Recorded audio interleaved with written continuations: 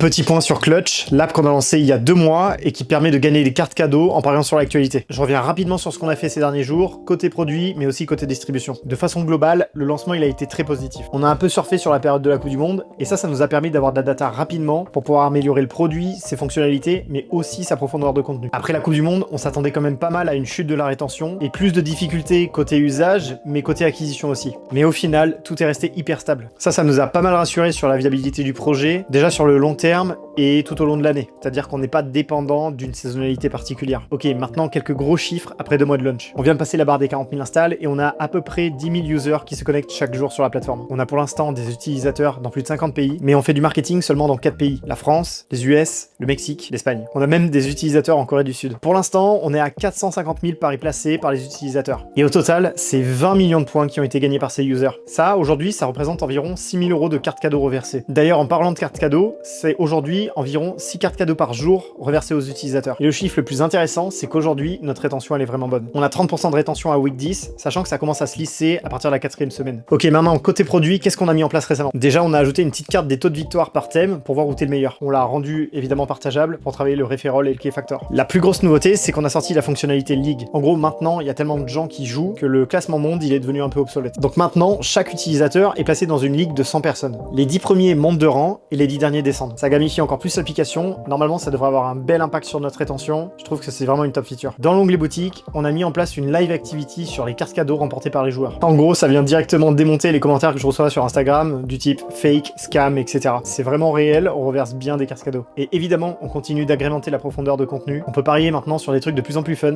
du type combien de trains de la SNCF vont être en retard, et ça m'éclate. Ok, maintenant, côté distribution, on en est où? Pour l'instant, on reste encore sur 2 leviers d'acquisition principaux. On a le paid, où on est live sur 4 pays. Pour l'instant, on arrive à scaler sans dégrader les CPI, mais la croissance, elle est plutôt linéaire, et du coup, elle est dépendante du budget. Et après, on a le referral. On continue à bosser le key factor en améliorant les mécaniques de partage. Pour l'instant, franchement, on en laisse pas mal sur la table. On teste des trucs, mais globalement, on a une vraie marge de progression, et franchement, c'est plutôt cool. Le vrai levier qui va nous faire passer d'une croissance linéaire à une croissance exponentielle, ça reste le social organique, et notamment la création d'un créateur programme pour aller chercher la viralité. Là, je teste encore la plateforme SideShift pour mon créateur programme. Pour l'instant, j'ai 9 profils intéressants. Je les appelle un par un pour vraiment bien les onboarder et être sûr qu'ils aient bien compris les enjeux, l'application et la rémunération. Bon, en vrai, il y a tout. Faut faire le tri. C'est vraiment chronophage, mais c'est complètement normal. L'idée, c'est d'avoir une vingtaine de créateurs avant la fin du mois qui publient chaque jour. Au moment où je tourne la vidéo, j'en ai trouvé une pour le Mexique et une pour les États-Unis. Je teste aussi une plateforme qui s'appelle Viral.a. C'est exactement le même principe. Je sais qu'ils onboardent 10 000 créateurs la semaine prochaine, donc on va voir ce que ça donne. Et sinon, de notre côté, en interne, j'ai ouvert des comptes en espagnol et en français qui publient 3 fois par jour sur TikTok. L'idée, c'est de trouver un format qui peut faire pas mal de vues et scaler en interne. Là, on va bientôt arriver dans une saisonnalité forte avec la reprise de beaucoup d'événements, entre le sport, les séries, les programmes télé et même la politique. Et là, on commence vraiment à avoir un produit qui peut s'attaquer à cette période-là.